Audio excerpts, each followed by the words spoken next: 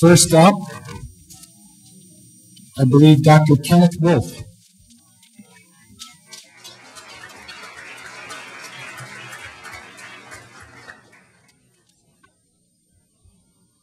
Thank you.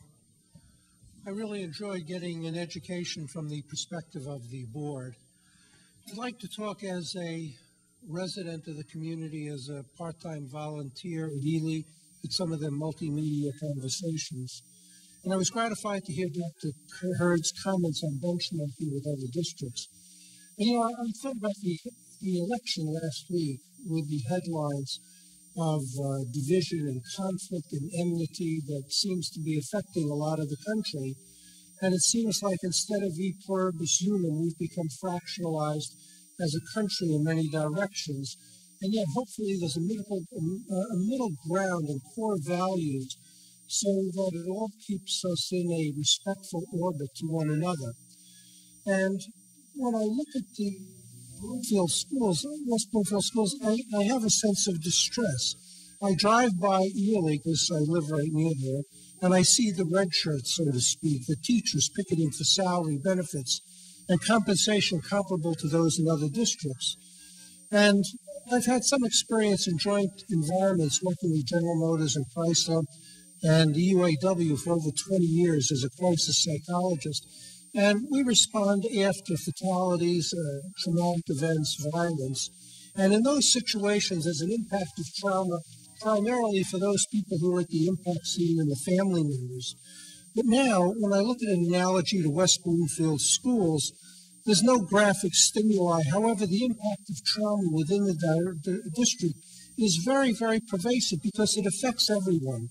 It affects the students. It affects the teachers. It affects the administrators and the parents, and those prospective parents who may want to enroll their schools in our district. And as I understand it, there's been a lack of progress in some of the negotiations between the board and the teachers, which has been going on for 13 or 14 months, the last 3 months of which there hasn't been a contract. And I believe this conflict is destructive on the learning environment for students. It's destructive on the school climate between teachers and management, and the community members, such as myself, who wonder why hasn't this labor situation been resolved after such a long period of time. And I was looking at the West Bloomfield School's mission statement, and I read words that said, quote, "We shall help and socially empower citizens to meet challenges. Building strong relationships increases trust and positively impacts the learning environment. Learning together in collaboration as professionals empowers us, and that all employees, departments, and buildings are interdependent and strengthen our ability to accomplish our mission."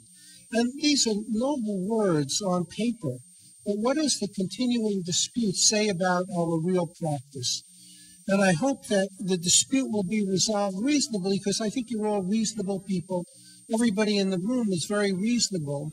And by benchmarking, what have other districts in Payne done to resolve these issues? How have they negotiated?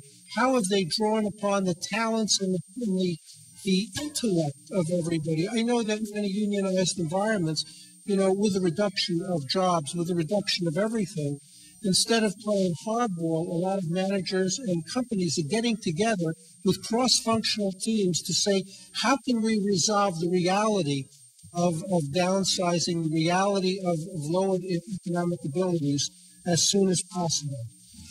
So I think, if we can, I'll just wrap it up. Thank you. You know that children and parents model what they see.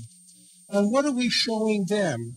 Let us show good faith negotiation and bargaining as a foundation of legitimacy in Michigan, but also the schools are a cornerstone of our democracy since the Republic began. Let us see what creative ideas the union and management can generate and benchmark other successes, and let's come up with counter proposals to resolve this ongoing situation. So I think we need fiscal accountability now, and I implore you to take those fiscal actions to get resolution to this situation. Thank you very much.